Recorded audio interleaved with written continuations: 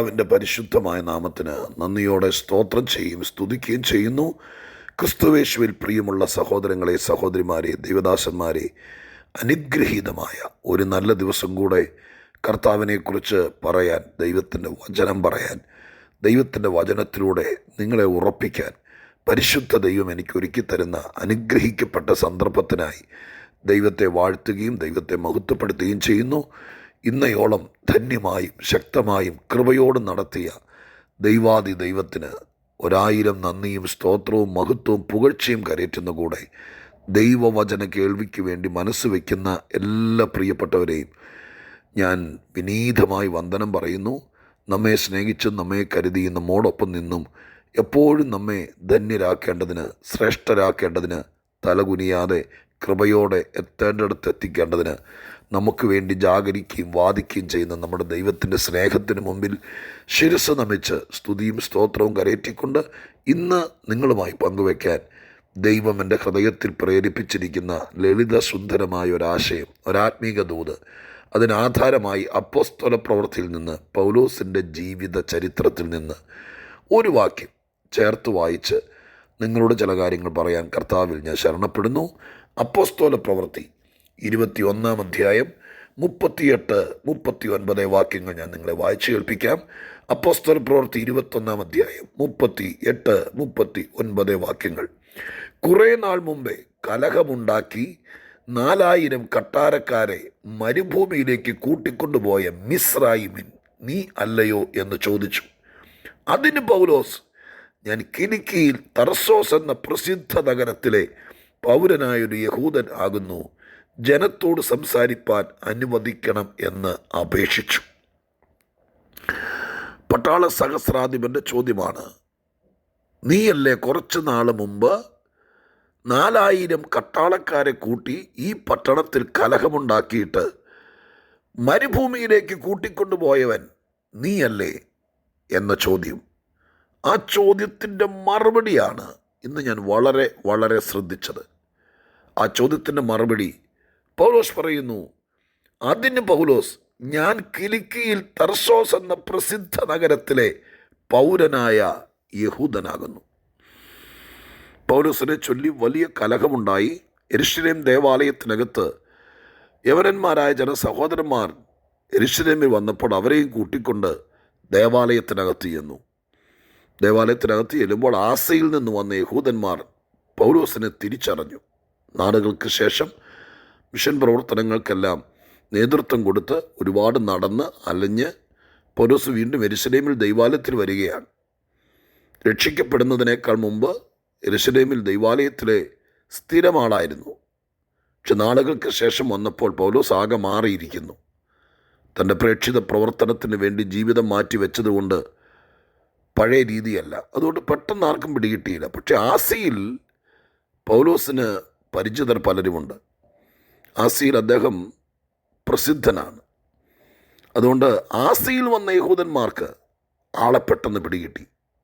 യെരൂശലേമിലെ യഹൂദന്മാർ പതുക്കെ പതുക്കെ പൗലോസിനെ മറക്കാൻ തുടങ്ങിയെങ്കിലും താൻ പ്രവർത്തിച്ച കർമ്മമണ്ഡലമായ ആസിയിലെ യഹൂദന്മാർക്ക് ഇവിടെ വെച്ച് പിടികിട്ടി. പെട്ടെന്ന് ആളെ കൂട്ടി, സഹോദരന്മാരെ സഹായിപ്പീൻ, ഇവനാകുന്നു എല്ലാ പട്ടണങ്ങളിലും എല്ലാ നഗരങ്ങളിലും ചെന്ന് ഈ ദൈവാലയത്തിനും മോശയുടെ പ്രമാണത്തിനും വിരുദ്ധമായി ജനത്തോട് ഉപദേശിക്കുന്നവൻ ഇവനാണ്, പിടിപ്പീൻ പിടിപ്പീൻ എന്ന് പറഞ്ഞുകൊണ്ട് ആരവമുണ്ടാക്കി.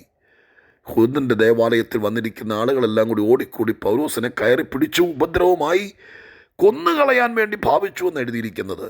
എല്ലാവരും കൂടി ദൈവാലയത്തിനകത്ത് നിന്ന് പുറത്തേക്ക് വലിച്ചഴക്കി അതിനകത്തിട്ട്, അല്ലെങ്കിൽ ആ പോർട്ടിക്കോയിലും കോമ്പൗണ്ടിലും ഇട്ട് പൗലോസിനെ കൊല്ലാൻ ശ്രമിച്ചപ്പോൾ ആരോ ഓടിച്ചെന്ന് സഹസ്രാബ്ദനവനോട് പറഞ്ഞു, ദാ ഒരുത്തനെ ദൈവാലയത്തിലിട്ട് കൊല്ലാൻ നോക്കുന്നു.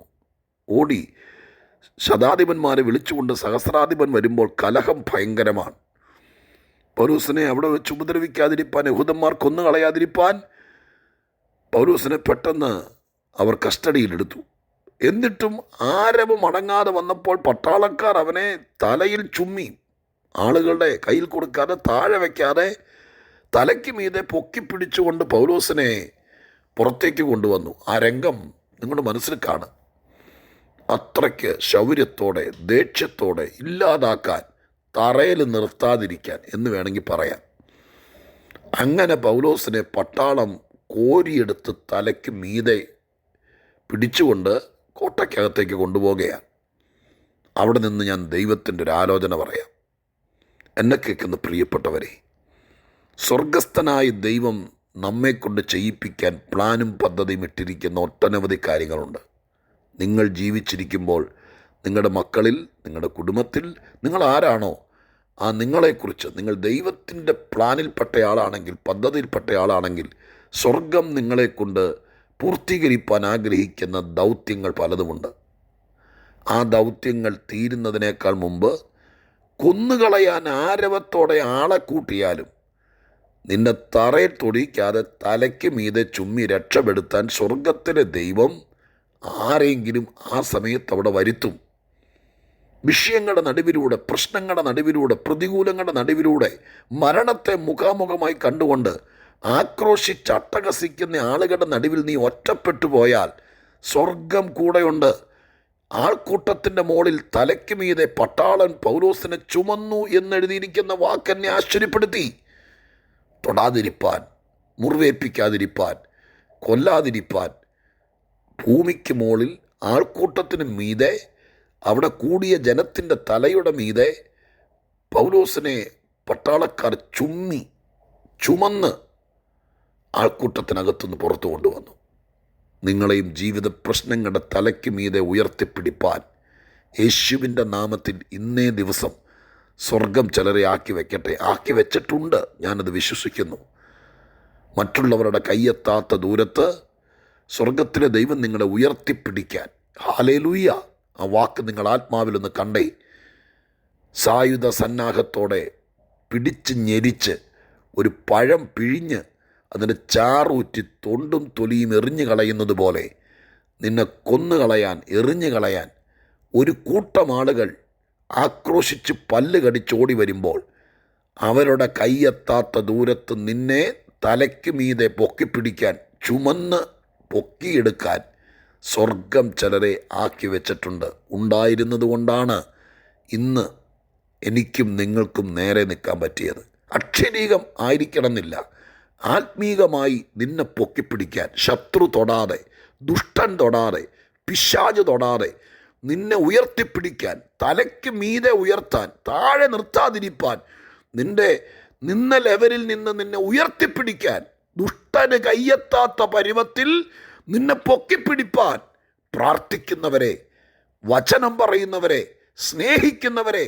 കരുതുന്നവരെ കർത്താവ് തന്നതുകൊണ്ടാണ് ജീവിച്ചിരിക്കുന്നതെന്ന് എന്നെ കേൾക്കുന്ന 100 പേരെങ്കിലും പറയാനുണ്ടാകും. ആ 100 പേരിൽ ഒരാൾ നിങ്ങളാണോ എനിക്കറിയില്ല. നിങ്ങൾ ദൈവത്തോട് പറഞ്ഞാൽ മതി, കർത്താവേ, എൻ്റെ ജീവിതത്തിനകത്ത് ഏറ്റവും വലിയ പ്രതികൂലം വന്നപ്പോൾ, എന്നെ എതിർക്കാൻ നോക്കിയപ്പോൾ, എന്നെ കൊല്ലാൻ നോക്കിയപ്പോൾ, എന്നെ വെട്ടാൻ നോക്കിയപ്പോൾ, എനിക്കെതിരെ ചാരപ്പണി ചെയ്തപ്പോൾ, എനിക്കെതിരെ ഗൂഢാലോചന നടത്തിയപ്പോൾ, എനിക്ക് കള്ളക്കേസുകൾ ചമച്ചപ്പോൾ എന്നെ പൊക്കിപ്പിടിപ്പാൻ ചിലരെ കർത്താവ് തന്നു.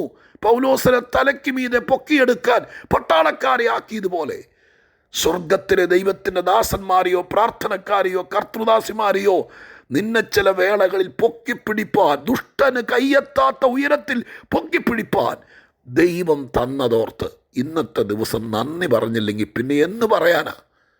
നന്ദി പറയണം. കർത്താവേ, എന്നെ ഉയർത്തിപ്പിടിപ്പാൻ, കള്ളനും കവർച്ചക്കാരനും എൻ്റെ ജഡമോഹികളുമായ പലർക്കും എന്നെ തൊടാതിരിപ്പാൻ, എന്നെ ഉയർത്തിപ്പിടിപ്പാൻ അമ്മയേക്കാൾ അപ്പനേക്കാൾ സ്വർഗം ചിലരെ ആക്കി വെച്ചതിന് നന്ദി. അവരുടെ പേര് പറയാൻ പറ്റുമെങ്കിൽ പേര് പറഞ്ഞ ദൈവത്തോട് നന്ദി പറഞ്ഞേരെ. അത് അധികം പറ്റാവില്ല.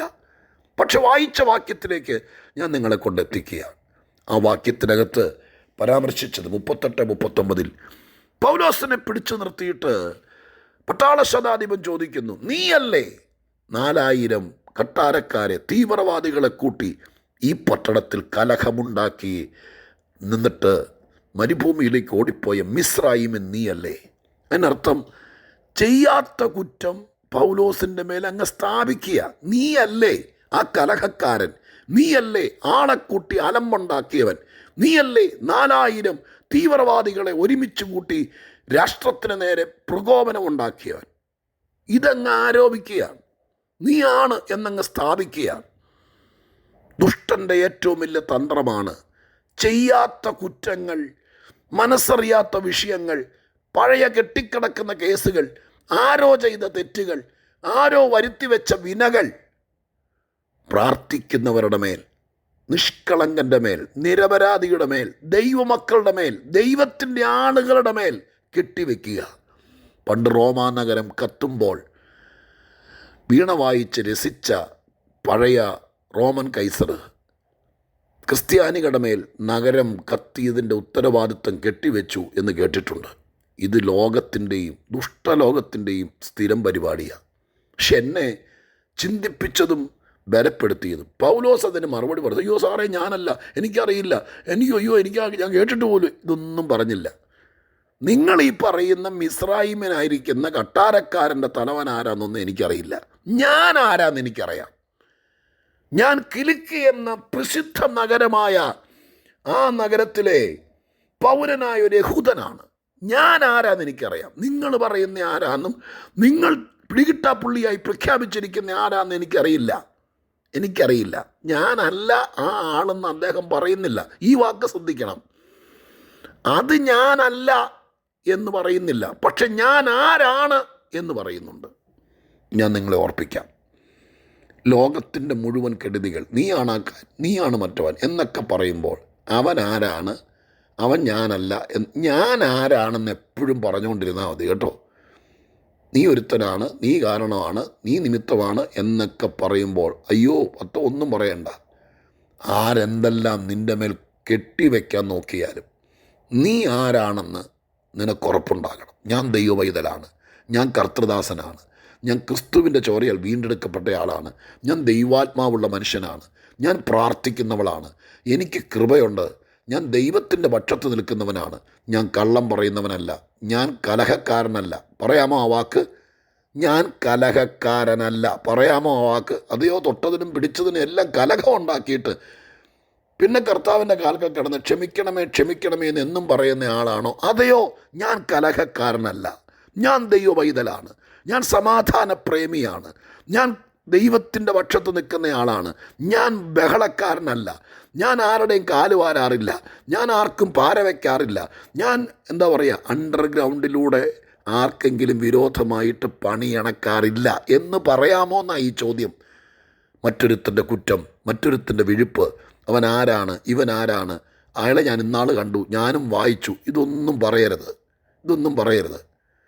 പട്ടാളത്താൽ അവൻ കെട്ടിവെച്ചത് നീയാണ്. എനിക്കറിയില്ല, ഞാൻ ആരാന്ന് എനിക്കറിയാം.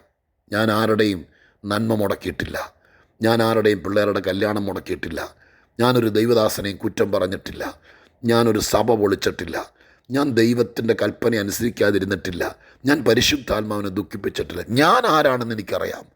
ഞാൻ എൻ്റെ ദൈവത്തിൻ്റെ പ്രിയ മകനാണ്, പ്രിയ മകളാണ്. ആ ഉറപ്പുണ്ടെങ്കിൽ ബാക്കി ദൈവം നോക്കും. 2 ദൂതുകൾ ചേർത്ത് പിണച്ച് നമുക്കിന്ന് ദൈവം തരിക. ഒന്ന്, നിൻ്റെ വിഷയങ്ങളുടെ നടുവിൽ നിന്നെ തൊടാതിരിപ്പാൻ നിന്നെ തലയ്ക്ക് മീതെ ഉയർത്തുന്ന, ശത്രുവിനെ കയ്യെത്താത്ത വിധത്തിൽ പ്രാർത്ഥിച്ച ആത്മാവിൽ നിന്നെ ഉയർത്തുന്ന ചിലർ, അവർ നിമിത്തം നമ്മളെ ശത്രുവിന് തലമുടിയെ പോലും തൊടാൻ പറ്റില്ല. 2, ഇല്ലാത്ത കുറ്റങ്ങൾ കെട്ടിയേൽപ്പിക്കാൻ ചിലർ മനഃപൂർവ്വമായി നിന്നെ വിസ്തരിച്ചും നിൻ്റെ മുമ്പിൽ നിന്ന് ആള് കളിക്കാനും നോക്കുമ്പോൾ ഒരു ന്യായവും പറയാൻ പോകരുത്. ഞാൻ ആരാണ് എന്ന ഉറപ്പിൽ നിന്നോളണം. ഏത് കൊടിയ പിശാചിൻ്റെ മുമ്പിലും ഞാൻ ആരാണ് എന്നെനിക്കറിയാം. തെറ്റിദ്ധരിപ്പിക്കാൻ, പ്രാഗൽഭ്യം കളയാൻ, കൺഫ്യൂഷനാക്കാൻ, നിന്നെ മാനസികമായിട്ട് ഇളക്കാൻ പിശാച് നോക്കുമ്പോൾ ഞാൻ ആരാണ് എന്ന ഉറപ്പിൽ നിൽക്കണം. ആ ഉറപ്പിൽ തുടരാം. ദൈവം സഹായിക്കട്ടെ. പരിശുദ്ധ ദൈവമേ, ഞങ്ങളുടെ സ്വർഗീയ പിതാവേ, ഞങ്ങൾക്കൊരു അഡ്രസ്സ് തന്ന, ഞങ്ങൾക്കൊരു പദവി തന്ന, ഞങ്ങളെ ശത്രു തൊടാതെ തലയ്ക്ക് മീതെ ഉയർത്തിപ്പിടിപ്പാൻ ആരേക്കോ തന്ന എൻ്റെ വാഴ്ത്തപ്പെട്ട കർത്താവിന് നന്ദി പറയുന്നു. ഈ ദൂത് ജനത്തെ ഉറപ്പിക്കുകയും അവരുടെ പ്രാഗൽഭ്യം വർദ്ധിപ്പിക്കുകയും അവരാരെന്ന തിരിച്ചറിവിൽ ദൈവകൃപയിൽ മുന്നോട്ട് പോകാൻ ഇടയാക്കുകയും ചെയ്യണേ. എല്ലാവരെയും അനുഗ്രഹിക്കണേ. യേശുക്രിസ്തുവിൻ്റെ നാമത്തിൽ പ്രാർത്ഥിക്കുന്നു, കേൾക്കുമാറാകണമേ. ആമേൻ.